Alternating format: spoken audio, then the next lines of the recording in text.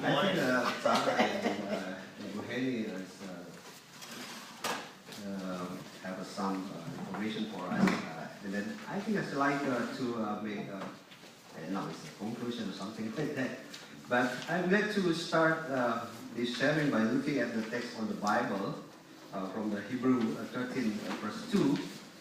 The Bible said, "Do not forget to show hospitality to strangers, for by doing some people have shown hospitality to angels without knowing it." For me, this verse is just really touching, right? Because the visitor or the guest is very important in our lives. Of course, the intention is to receive a guest or visitor at our house in doing the service for others. I know the context is very different from us in America, so it's like sharing with Sarah and Ibu Hedi. In Asia, particularly in Indonesia, as I know, you say, Ibu Hedi said that, most of the guests or visitors, I think not at all, they come anytime without permission or make an appointment before. So they come and then knock, and then so we have a appointment. But in America, I think there's no, it's a problem, right? You must make an appointment. Yeah, so we must really be visited by the guests. Because we never know who is coming and what they came for. Are we going to reject or accept them? It's our choice. But the Word God had said for us, who knows? They are angels. They are angels of God. It means those who come will bring a blessing to us. Therefore, an important word in this verse is hospitality. I think Buheni and Sarah also say that hospitality. That is very important word for us today. I think this word is very important for us at this time. Anyone who come, let us accept and serve them well. Thus, the hospitality is acceptance with joy and excitement as we serve people who come in line as we serve Christ. So, my brothers and sisters, of the reflection of this text, I think there are some practical things that need to be understood, in particularly as a host in our program. I have 4 things to share with us in here. Maybe we can improve for our discussion. The first thing is a joy in togetherness. A joy in togetherness.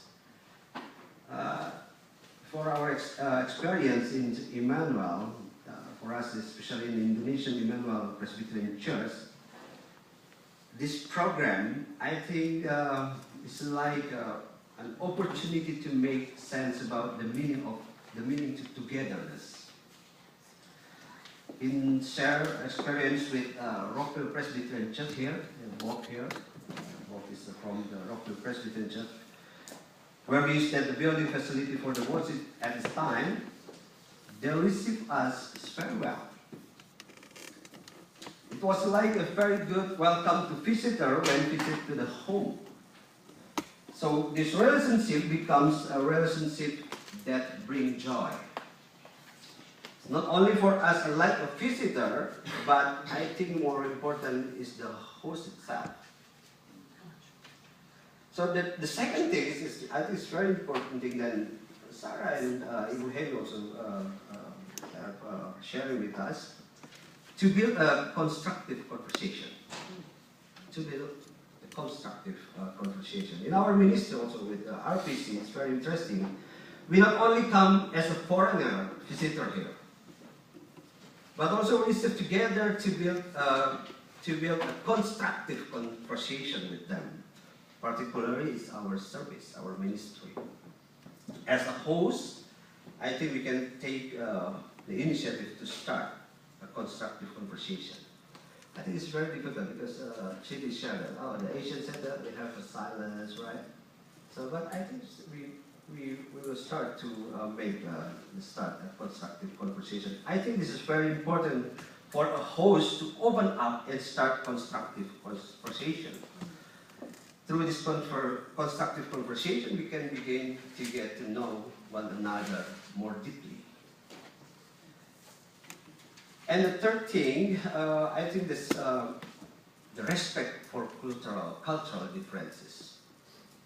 Respect for the cultural differences we just share about different culture. I think one thing we need to understand is the cultural differences.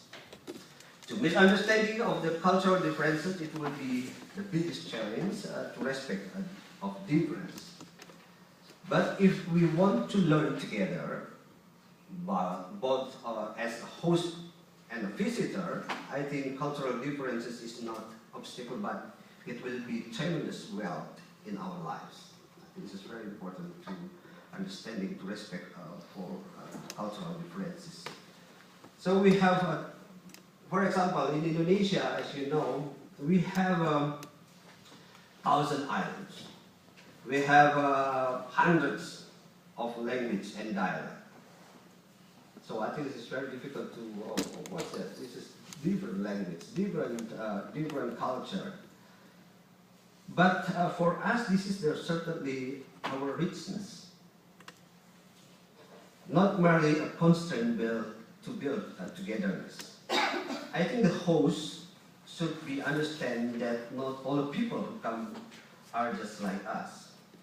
Surely there will be differences, especially for the cultural. But it is not a constraint, but rather as a wealth of knowledge that will add to our lives. I think it would be understood by the host in our program.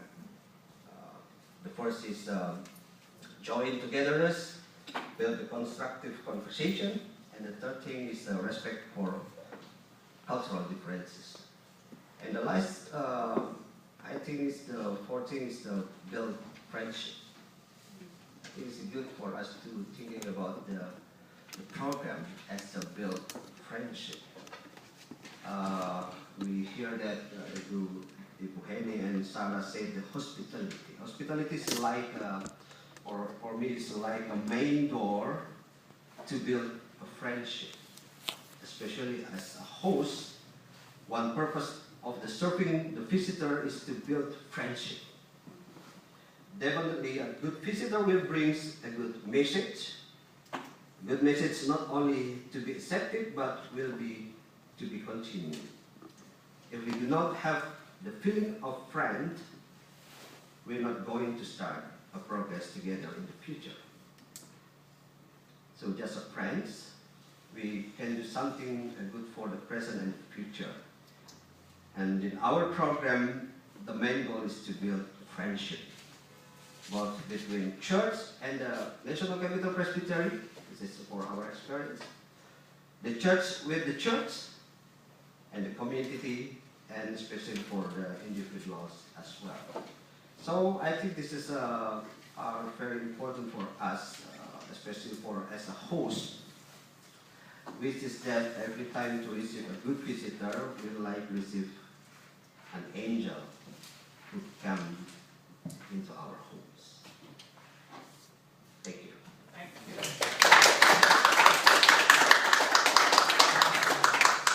Okay, we'll continue to this. Yeah, you covered everything.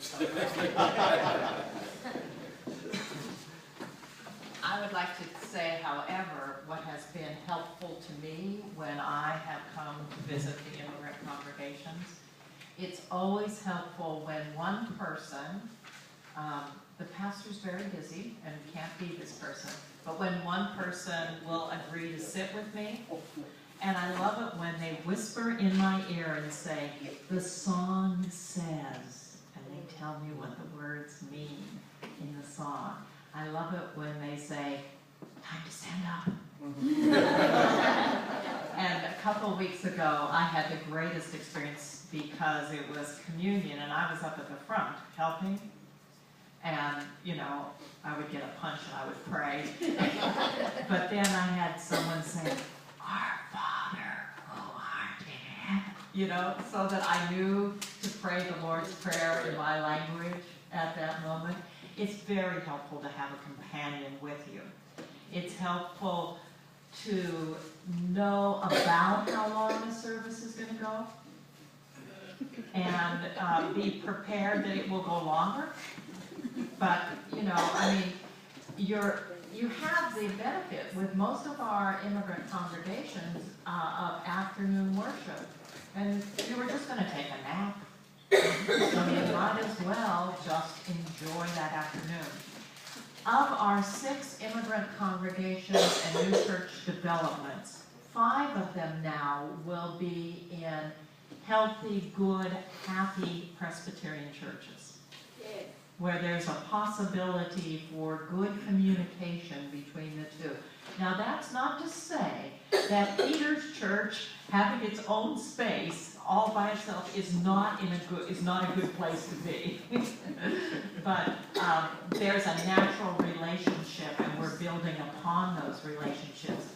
I'm happy to announce that Neilsville Presbyterian Church already feels so connected with the Brazilian congregation that they wanted you to have the opportunity of connecting with another congregation. So you will have a different group to be related to.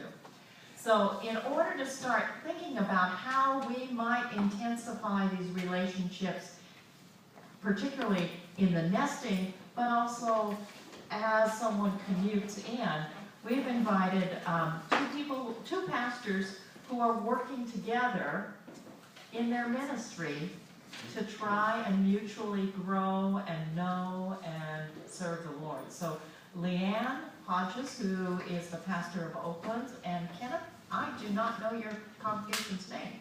New Hope Baptist United Church of Christ. Kenneth King, New Hope Baptist United Church of Christ. Thank you for being here and welcome. We're yours for a while. Okay, I thought you were doing